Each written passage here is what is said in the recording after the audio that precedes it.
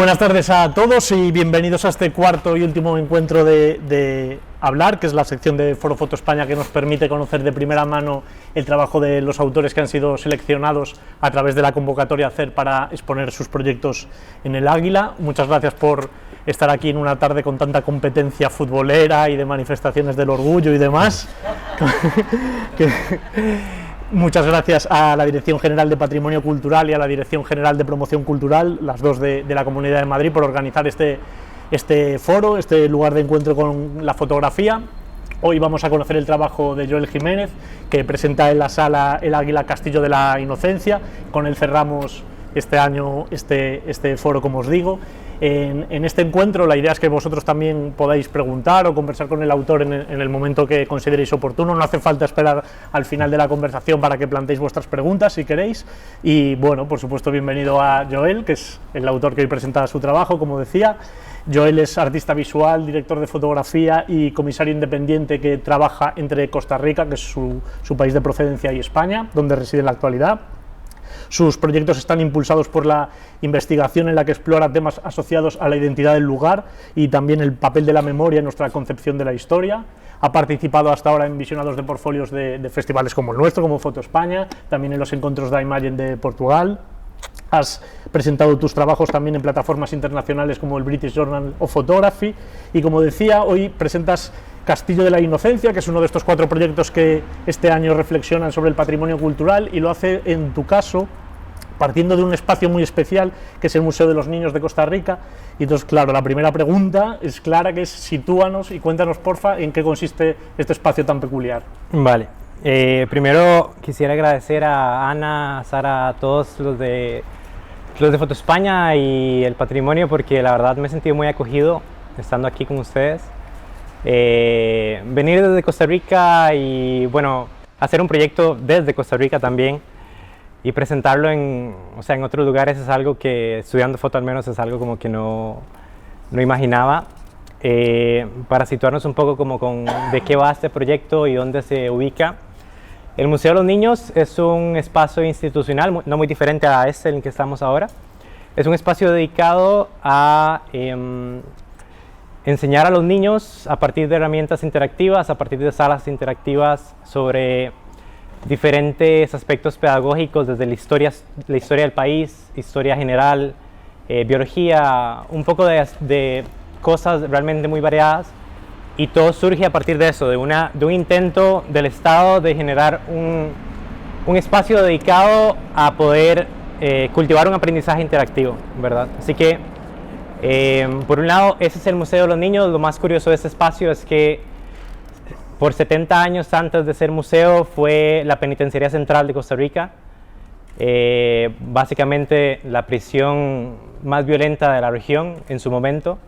Y bueno, ya hablaremos después de la penitenciaría y todo eso para no adelantarme, pero ese es el Museo de los Niños en general. Sí, porque dices que es un espacio no muy diferente a este, que en realidad era una fábrica de cervezas, algo un poco menos impresionante que esta prisión tan violenta de la que hablas, que dejó de ser cárcel en los años 70, como unos 20 años antes de que tú nacieses. Entonces, ¿de dónde parte tu interés por este espacio? ¿Cómo lo conociste? ¿Cómo llegaste a él?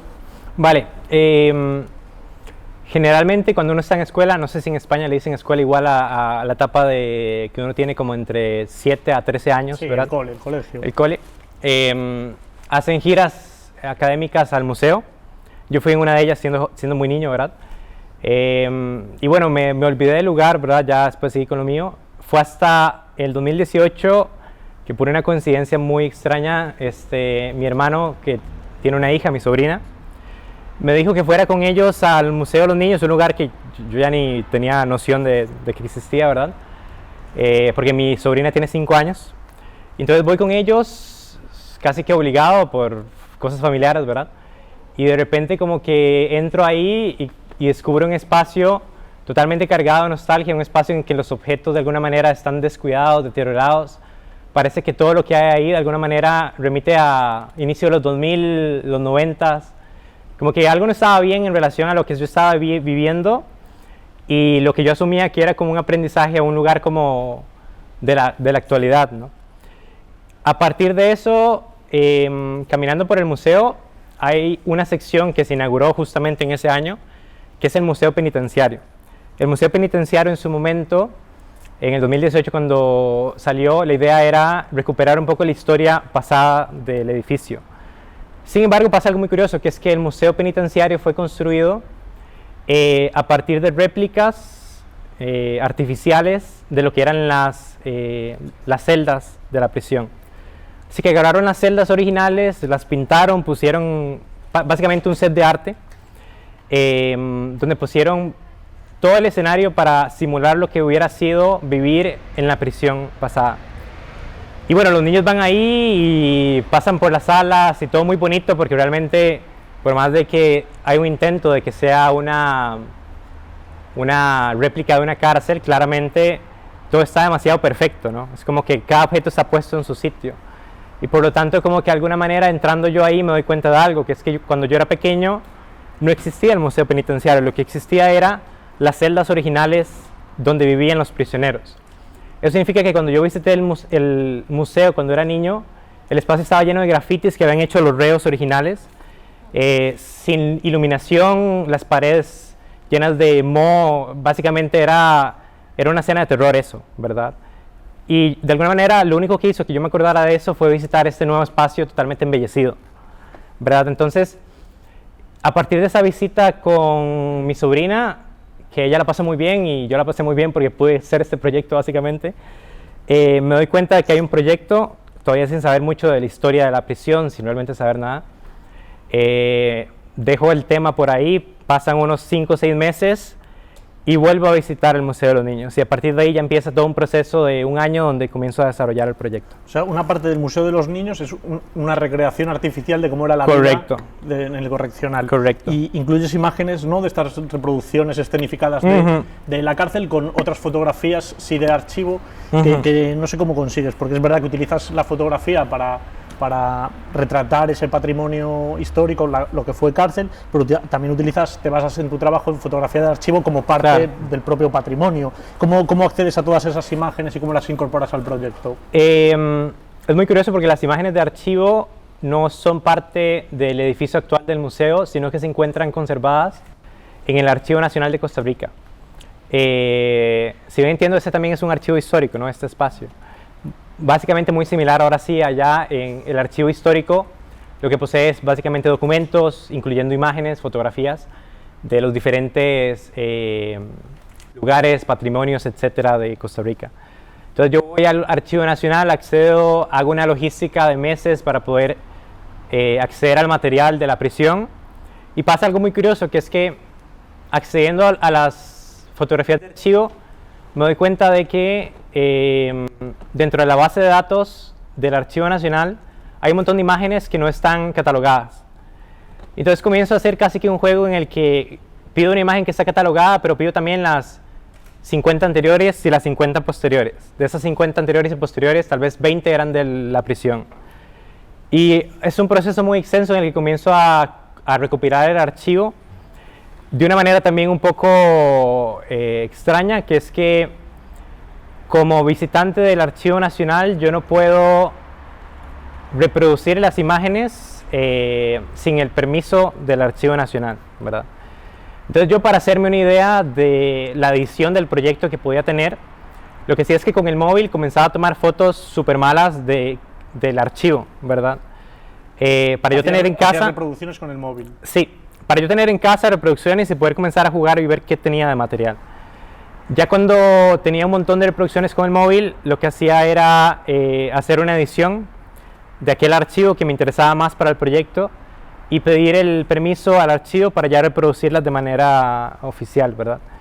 Pero también pasaba algo interesante, que es que el archivo del cual yo tenía acceso era un archivo limitado, porque estamos hablando de que yo estaba buscando un archivo que involucra personas que tienen la identidad protegida, reos, personas que de alguna manera tienen como el respaldo de esa seguridad, y por lo tanto yo me di cuenta estando ahí que yo tenía que trabajar con un material que era el que el mismo Estado, el mismo gobierno me permitía acceder, y me permitía acceder, que es tal vez lo que más me interesa, a partir de un acceso que en apariencia es inofensivo, en el sentido de que el material que me daban a mí era material que yo podía acceder porque ellos pensaban que no involucraba ningún peligro o ningún tipo de daño hacia la integridad de las personas o de la historia que conservaba esa imagen.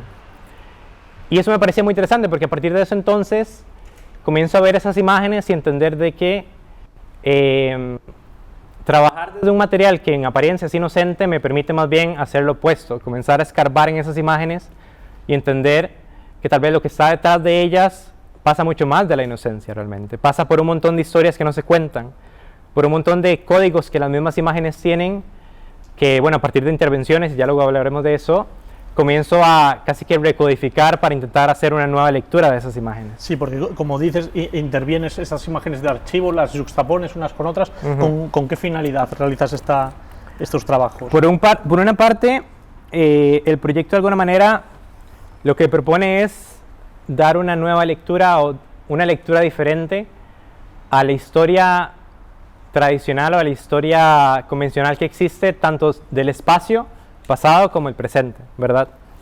Eso me implicaba a mí como autor a la hora de decir de que si quería de alguna manera romper la barrera de la lectura hegemónica que tenían esas imágenes, tenía que hacer algo que de alguna manera no fuera hegemónico. En ese caso, dejar de tratar esas imágenes como una imagen que contenía todo por su cuenta y entender de que yo como autor podía manipularla, romperla, cambiarla para proponer una lectura nueva, ¿verdad? Sí, ya entramos aquí en arenas movedizas porque es verdad que no propones una historia cronológica de la evolución del espacio, de cárcel a Museo de los Niños, y utilizas la resignificación del espacio para cuestionar también el uso histórico de la fotografía, claro, como documento de verdad. ¿Es posible entonces generar nuevas imágenes o trabajar en este proyecto sin cuestionar todo lo que ya había previo? Yo creo que es como que más que sin cuestionar, yo diría que lo que pasa es que no cuestionarlo sería el problema, creo yo, porque creo yo que al menos como yo lo entiendo, era necesario para mí entender de que la imagen o la foto, desde donde yo la he intentado reflexionar, de alguna manera muchas veces pasa por ese estado de conservación, de pureza, de una línea que casi que está delimitada por un discurso muy específico. Y creo que para mí lo importante era más bien romper ese discurso específico y comenzar a proponer la idea de que, al igual que ahora hay 1000 imágenes iguales, esas imágenes de archivo que están dotadas por ese sentido de ser únicas, de alguna manera, tienen miles de lecturas diferentes también. Y por lo tanto es eso, yo creo que cuestionarlo era parte del proceso, fue parte de mi proceso, y quisiera entender de que tanto como se cuestiona el archivo, se cuestiona el museo, ¿no? Al final este es un museo que se quedó estancado en un periodo de tiempo, que eso tampoco quiero decir que sea malo o bueno, ¿verdad? Mi idea del proyecto tampoco es como hacer ver que el museo no sirve para nada o que está mal ni nada, sino entender que detrás de lo que existe hay un montón de cosas más que están sucediendo, ¿verdad? Hablas de ese pasado que refleja el edificio, ¿no? Como el trauma y la violencia que contuvo en un momento determinado, con el ambiente ilusorio y ficticio que recrea ahora, y propones esta idea para diluir los límites entre realidad y ficción. ¿Cómo consigues esto? ¿Cómo trabajas en esta línea? Porque, bueno, viendo el dossier que acompañaba tu presentación, me recordaba mucho esta idea, ¿no?, de Joan Fontcuberta, que dice que el buen fotógrafo es el que miente bien. ¿Cómo consigues tú llevarnos por estos límites de lo que es real y de lo que es recreación ficticia? Creo que lo interesante ahí es ponernos en una posición donde un padre lleva un hijo o una hija, o una madre lleva un hijo o una hija al Museo de los Niños, y la niña o el niño le pregunta a sus padres, como, no sé, viendo la réplica de algo, o viendo un objeto en específico, sobre qué pasó ahí, ¿no? Y de alguna manera hay esa noción de padre o de madre, que de alguna manera hay un sentido de protección al niño en el que se le ocultan cosas. Entonces, para mí, las reglas del juego estaban claras desde el punto en el que yo sabía que estaba trabajando en un lugar donde los mismos, no solo los narradores que proponen el museo son los que están dando un discurso muy específico para protegerse, sino que los mismos visitantes tienen que hacer eso para ellos mismos, ¿no? Porque de alguna manera es como de que también este es otro tema. Vivo en un país donde, por el hecho de que en el 49 se abolió el ejército, tenemos un imaginario de Costa Rica que no sufrimos o no pasamos por las dictaduras, por la violencia, por las guerrillas que hubo en otros países vecinos, ¿verdad? Y de repente yo lo que pienso más bien, estando allá, es que no se trata de que no sufrimos de eso, se trata de que lo que sufrimos fue un tipo de violencia mucho más pasiva, tipo de violencia de ocultarnos información, olvidarnos historia. Uno va al museo y de repente mucha gente no sabe que el museo antes fue una prisión, y creo que ahí hay un acto de violencia de parte no sé, de la forma en la que se narran las historias, de no poder tener el entendimiento de lo que pasó antes, ¿no? Porque al final de cuentas, no sé, como que recordar la prisión tampoco tiene el objetivo de decir como que antes estaba mal y ahora está bien, o que lo que se hizo mal ahora no se debe hacer ahora, sino más bien como entender de que hay ciclos que constantemente se están repitiendo, y que de alguna manera lo que quisiera proponer más bien es que exista un diálogo sobre esos ciclos. Si no es policías o militares contra reos, prisioneros, ¿qué pasa con un tipo de violencia un poco más pasiva de yo llevo a un niño a este lugar y le muestro solo una cara de la historia? Algo tan simple como, o sea, un tema mucho más lejos, pero que es igual de relevante, algo tan simple como pensar en cómo se nos enseña ya en Costa Rica sobre todo el tema de la conquista, ¿no? Sobre Cristóbal Colón, sobre todo esto. Es como que siempre se cuenta un tipo de historia, y creo yo que, de mi parte al menos, cuando fui a ese espacio, lo importante para mí era revelar que hay más posibilidades, creo yo. De hecho, en la presentación dices que quieres reflejar la atmósfera ominosa asociada al secretismo de la información. Vivimos, en cambio, en un tiempo en el que la hipervisibilidad de todo se puede fotografiar, o creemos que todo se puede fotografiar y a todo podemos acceder. ¿Qué nos falta entonces en la actual, las dificultades para contar ciertas historias de tu país? Yo creo que, y bueno, eso va más allá de mi país, creo yo, en el sentido de que... Digo, por la parte esta que... Claro, de primera mano. Claro. De que esa hipervisibilidad, lo que a mí de repente me interesa es que lo que ha hecho más bien es casi que dormir nuestra mirada, diría yo. Es como que de alguna manera algo que propone el ejercicio de la obra también es pensar de que muchas imágenes tienen como muchos códigos dentro de sí mismas. Lo que me gustaría a la hora de pensar en el proyecto también es poder ver esas imágenes y poder afrontarlas desde un lugar de contemplar lo que tienen y verlas con detenimiento, ¿verdad? A diferencia de lo que tú mismo hablas, de esa hiperactividad que de alguna manera hace que simplemente scrollemos imágenes y ninguna realmente quede, ¿verdad? ¿Qué falta por ver? Yo diría que en una parte falta ver otras lecturas de las imágenes que ya existen. Falta ver aquellas imágenes que se nos esconden, y que se nos esconden por motivos que de alguna manera pueden parecer un poco egoístas, y no necesariamente del Estado, sino también de otros lugares, ¿verdad? Y creo que por más de que se repitan temas, si existe de alguna manera una mirada o un tipo de intención personal, por ejemplo, algo que no cuento este proyecto nunca, pero que de alguna manera fue también un detonante de este proyecto, es que ya después de finalizarlo me doy cuenta de que el interés que vino de hacer este proyecto fue porque yo mismo pasé por un tipo de infancia en el que sentí que había muchas cosas que no se me decían.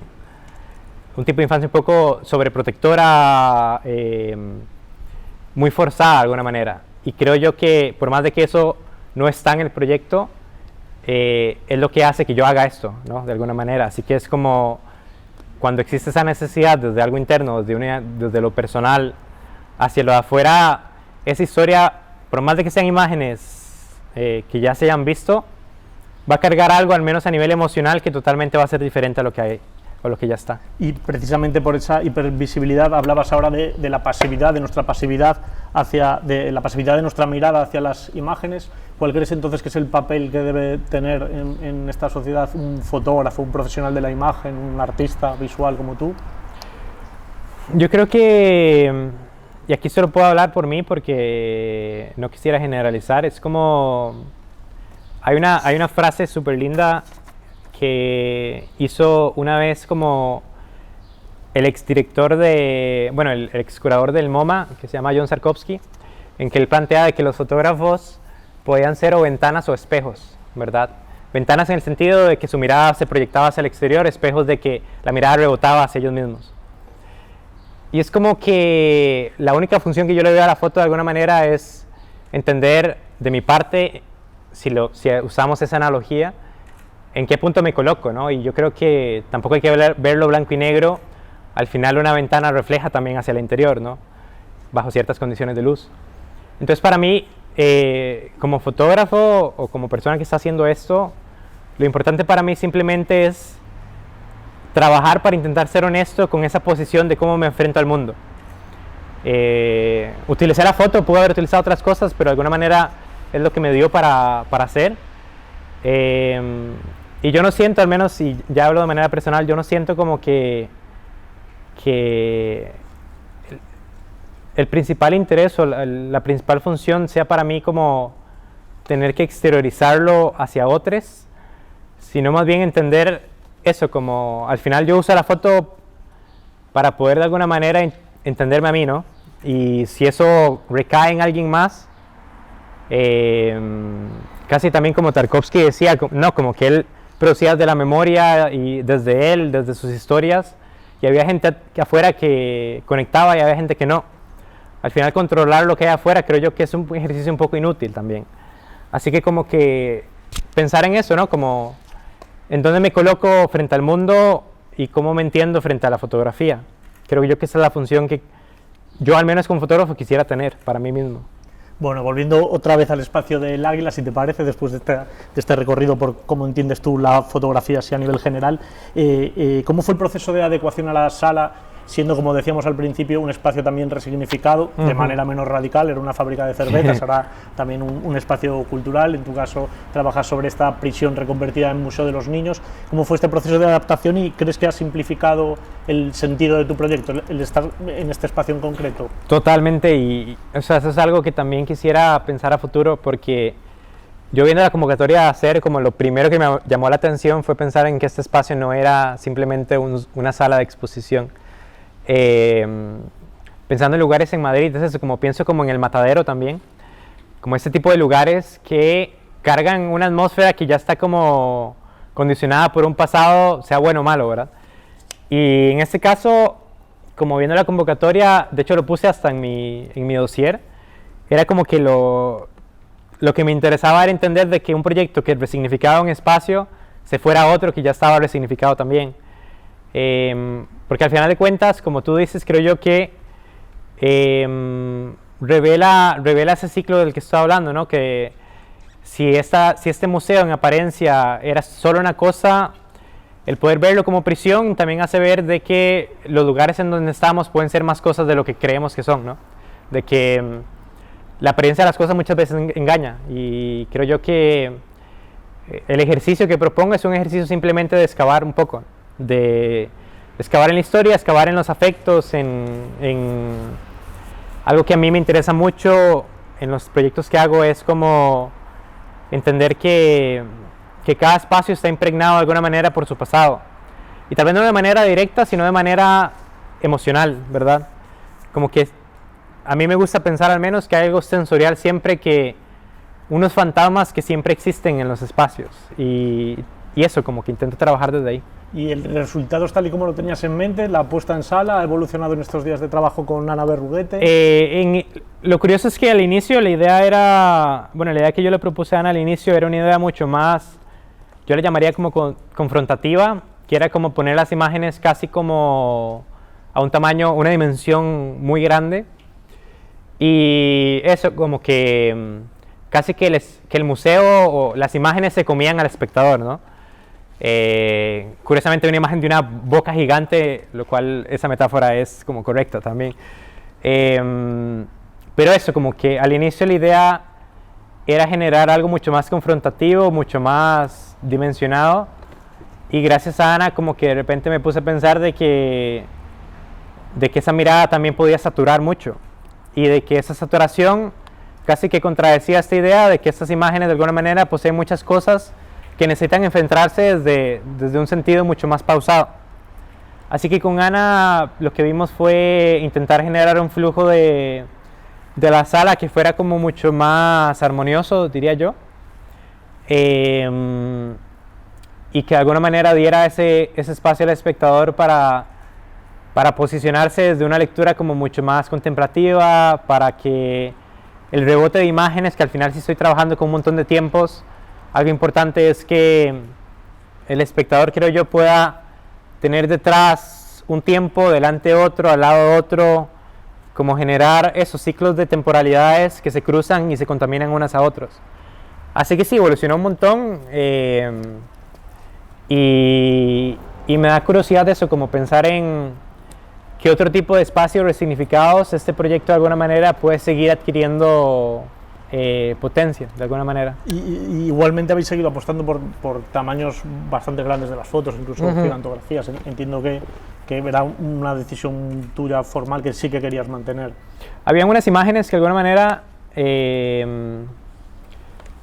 tenían como algo relacionado a la escala. Por ejemplo, hay una imagen de una explosión que curiosamente, bueno, ahí lo van a ver cuando vayan, es una explosión que hizo el presidente del país en el 79 para simbolizar el fin de la prisión, ¿verdad?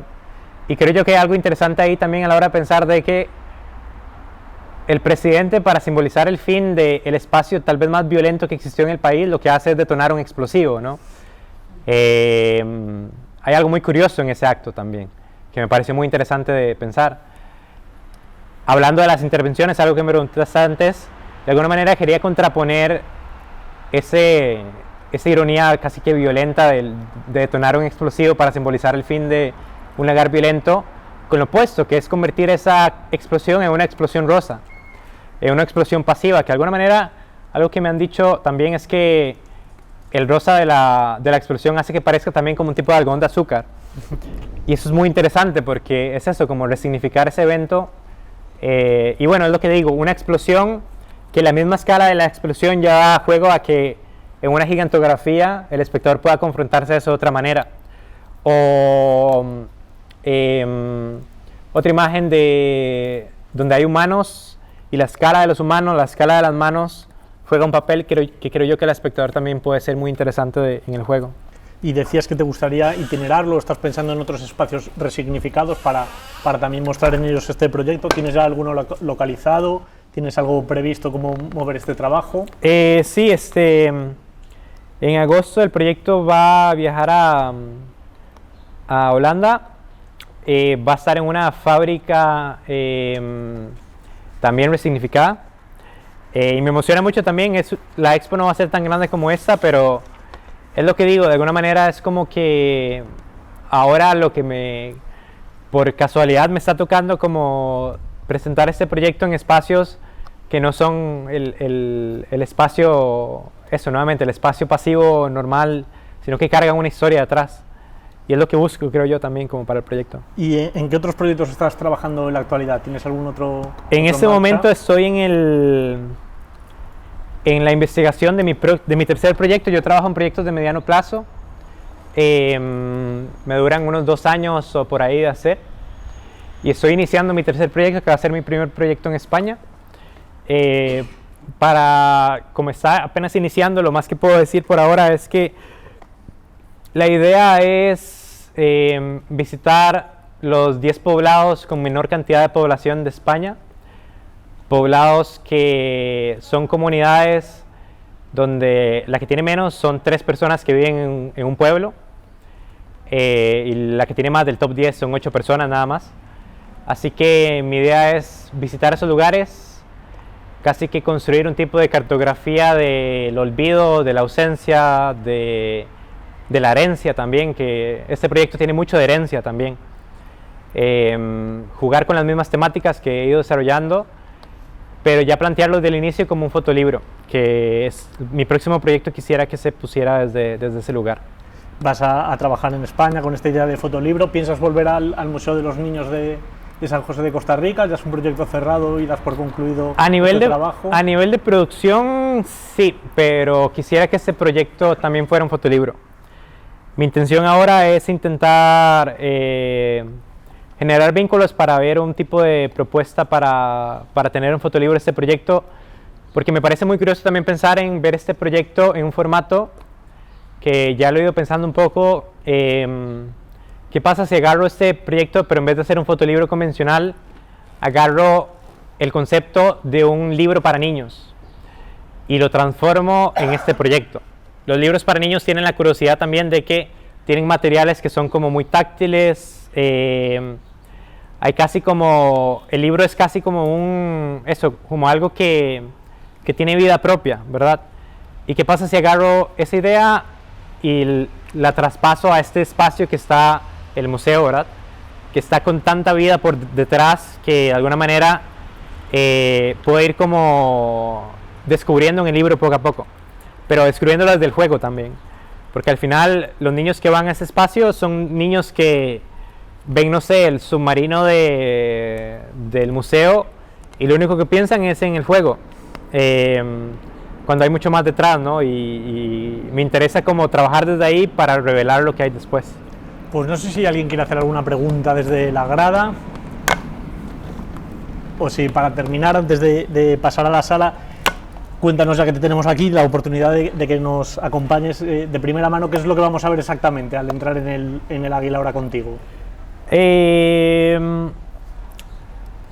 Vamos a ver un ejercicio en el que hay un montón de imágenes de objetos que pueden ser bastante simples, como una réplica de un sistema solar, pero que quisiera que el ejercicio que se planteara a partir de ahora es que la conjugación de este archivo, esta intervención, este juego y esos objetos y esos espacios se pudieran ver desde otros ojos, creo yo, desde una mirada un poco más atenta, creo yo. Al final lo que me interesa es como poder activar un poco la mirada del espacio en el que trabajé y de las personas que vean el proyecto. Y por último también es como hay un montón de cosas que tal vez no dije del proyecto, que igual si van a la sala y tienen alguna duda ahí voy a estar. Hay un elemento que me parece muy interesante que quisiera que se viera en el proyecto también, que es que el elemento de la rata es súper importante para el proyecto por varios sentidos, porque curiosamente en Latinoamérica a la rata se le llama primero a las personas que roban en la calle. En el Museo de los Niños, en la prisión, perdón, las primeras 20 años metían a niños, a personas menores de edad, a la cárcel por robar en las calles. Así que metían a rateros a la prisión.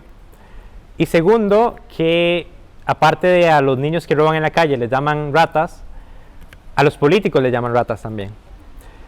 Así que hay un juego de palabras, hay un juego de cosas que está sucediendo ahí, que creo yo que junto a eso y otras cosas más que hay en el proyecto, como que me interesaría que se fueran como revelando poco a poco, como pensar de que lo que hay ahí pues, esconde un montón de cosillas que hay detrás.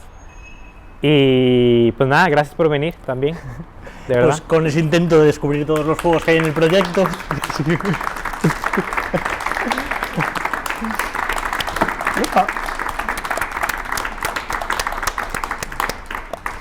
Vamos a pasar entonces a la sala, no sin antes agradecer a la Dirección General de Patrimonio Cultural y a la Dirección General de Promoción Cultural el haber organizado este foro, a los anteriores autores que han pasado por aquí, Pablo Abragado, Alejandro Rego, Pedro Gómez, y por supuesto a Joel Jiménez por haber mostrado a lo largo de este mes sus trabajos en la Sala El Águila, 4 proyectos que reflexionaban de manera muy amplia sobre el patrimonio cultural. Así que gracias y hasta la próxima.